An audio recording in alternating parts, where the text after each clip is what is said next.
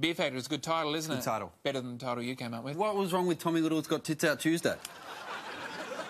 It's not on Tuesday, is it? No. That was the one problem.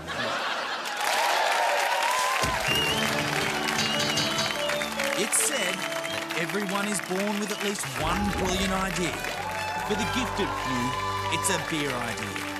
This is the Beer Factor. On the show tonight, Luke's pimped up Esky. Opening beers has never been this easy. And Rob's turned the table on pouring the perfect beer. G'day, welcome to the Beer Factor. It's like the footy show of beer. It's like Specs and Specs, but instead of being about music, it's about beer. It's like Hamish and Andy's Euro Gap Year, but instead of Hamish and Andy, there's me. And instead of being over in Europe, it's here in Australia, and it's about beer. Tonight, we've got 3 beer pioneers showing off their inventions. One of them will be going straight through to the grand final for a chance to win $15,000. Winners will be chosen by our judges. Our first judge is a comedian who is on this show because he's the exact opposite of me. He's young, he's got a full head of hair, and he's stupid. It's Tommy Little. Thanks, Tom. At least you didn't call me stupid. Thank you. Our next judge is on the show because she's exactly the same as me. She's educated, successful, and she's a woman. It's designer Sally Dominguez. And if our 2 judges can't agree on which beer pioneer will be going through to the grand final, we'll cross to our 3rd umpire, Han's #1 ideas man, Josh Gaudry. Welcome, Josh.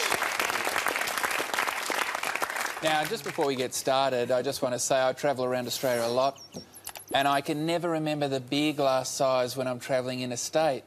Oh, when you go to a new... So you walk into a pub and you don't know what to ask for? Yeah, like you're like what's like in New South Wales, it's a schooner and a midi. Yeah, Victoria's pot and pint. Is Pot it? and A pint. pot? Yeah. A pot? Really? Yeah. Yeah. So you're in Adelaide and you're like, I'll have a...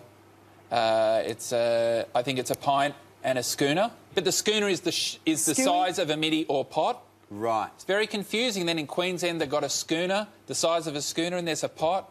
And then in Western Australia, they've got a pint and a midi. So what are you saying? Well, this is what I'd like to see in the news, right? I'd like to see a big headline saying, Australia goes to referendum to nationalise the glass size. What would you have? Well, what I reckon would be really good is like, well, first of all, get rid of pints. You could go metric. Yes. So you've got a litre. Yes. You've got half a litre, 500 mils, a good, decent size for a beer. Call it the Harvey. The Harvey? Yeah, imagine that. You go anywhere in Australia, can I have a Harvey, please? The Harvo. Doesn't matter. No, but that'd get so confusing. I think it would get confusing for you, Tommy, but I think for everyone else, they'll just walk into a pub and say, Harvey, please. Well, anyway, let's get to our first beer pioneer, a chap who was uninspired by the current range of Eskies, Luke Jeffrey. My name is Luke Jeffrey. My invention can do many things. It is the ultimate in beverage protection. It can assist you in locating your beers at a party and also help with the responsible serving of alcohol, but not in the way that you think. Thanks to Han, the Beer Factor, and my invention, the future of beer drinking has never been brighter. I hope you like it.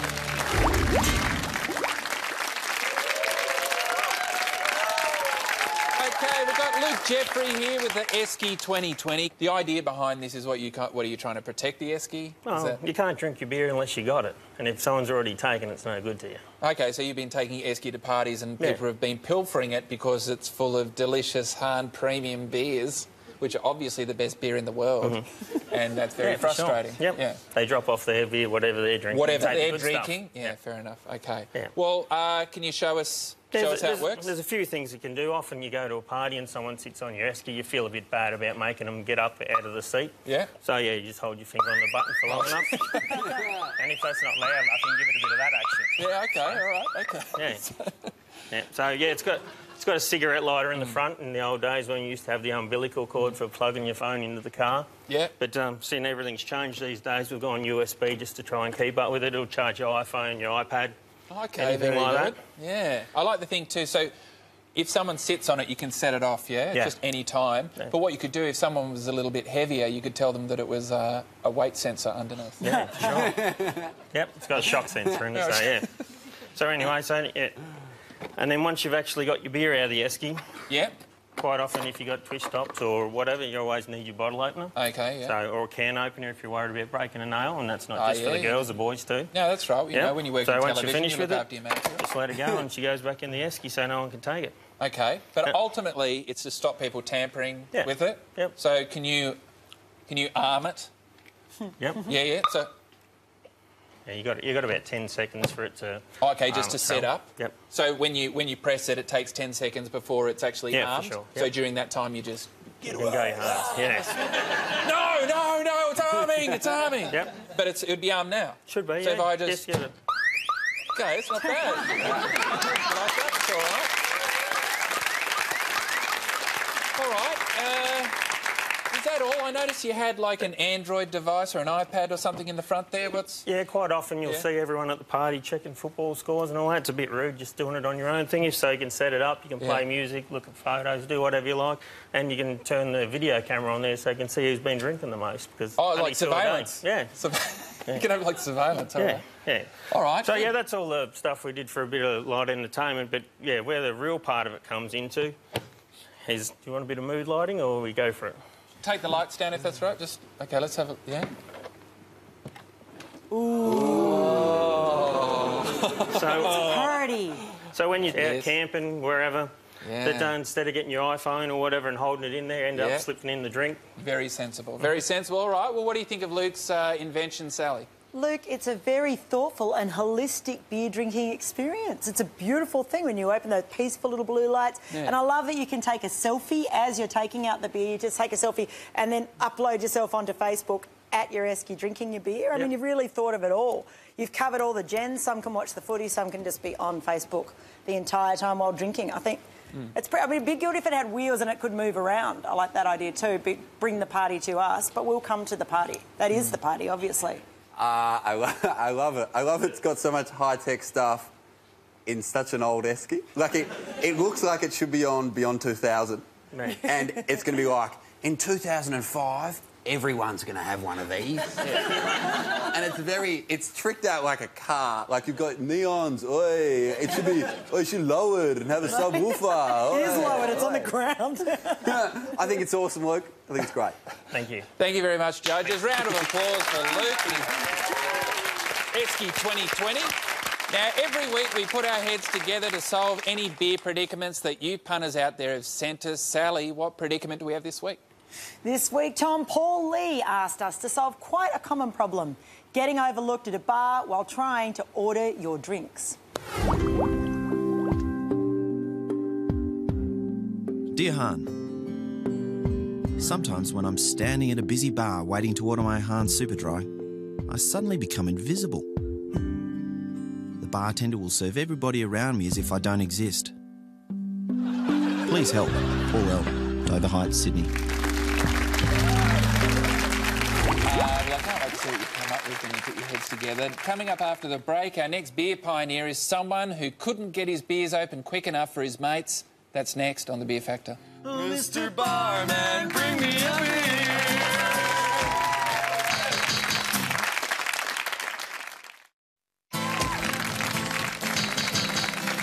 Okay, welcome back to The Beer Factor, where we're trying to find Australia's best beer invention. Our next beer pioneer obviously has impatient friends who, when they need a beer, need it quick. G'day, my name's Jasper from Melbourne. I'm a self-employed industrial designer, and this is my invention.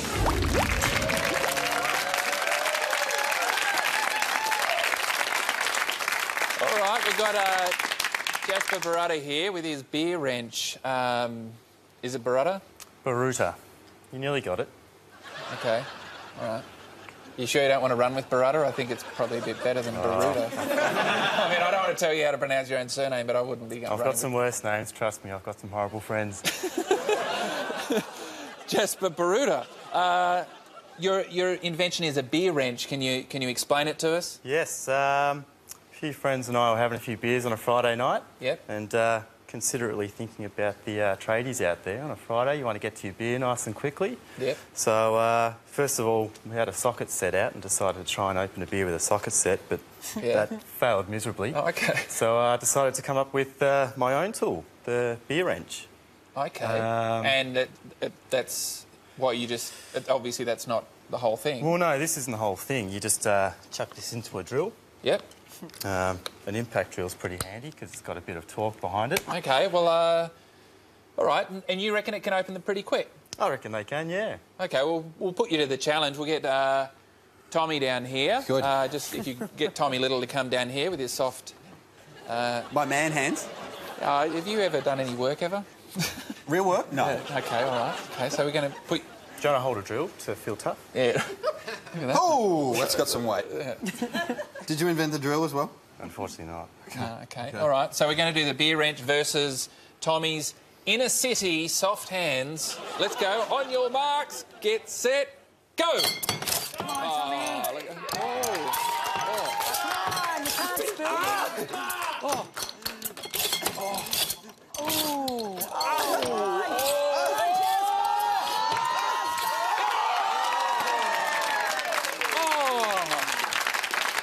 I couldn't pick it, actually. What's the audience think? Who won? Clap if you think it was Tommy. Oh, one. Thanks, Mum. What about Jasper? Who think... I think that was very impressive. Maybe jump back up there, Tommy. Great work, Jasper. And we'll start with you, Sally. What do you think of the beer wrench? Well, Jasper, for a start, I'd rather drink yours because look how much Tommy shook them up. And Jasper's are just like there, neat as anything, ready to go. It looks like you've already made it and it's ready to sell. Yes, I came up with it about 1.5 years ago, and I'm going through a patent process at the moment, which is pretty exciting. Very good. Yeah, I did a bit of experimenting with materials and... What material is it? It's a fiberglass-filled nylon, so it's pretty tough, but I really wanted to make a tool that wouldn't smash glasses. So I've really tried to abuse this tool, and you can open it up in a forwards motion or a backwards motion. Tommy, do you think Jasper has what it takes to get through to the grand final? You beat me, and you've got my vote, Jasper. OK, thanks, judges. OK, round of applause for Jasper Baruta and his beer wrench. Now, Sally, can you remind us what beer predicament we're solving this week? Sure, Tom. This week's task for myself, Tommy and Josh, Hans' #1 ideas man, was to come up with a solution to that annoyingly frequent problem of being ignored by bartenders who serve everyone else but you. And here's how the story goes. Sally, Tommy and Josh, Hans' #1 ideas man, were in the bowels of the Hahn Academy brainstorming ideas to get you served at a bar. The ideas came thick and fast. A 10-foot pole to poke the bar staff. No, they might mistake the pole for a model and serve the pole instead. A pulley system attached to the bar staff's nose ring. Possibly. Automatic $100 note waiver. It'll definitely get their attention. No, it could be expensive. Suddenly the pressure started to build in Josh's brain. He had an idea. An idea Einstein would call genius. This was it. They all loved it. So blueprints were dispatched to Will at Big Kahuna Imagineering. Upon receiving them, he embarked on a dramatic build montage.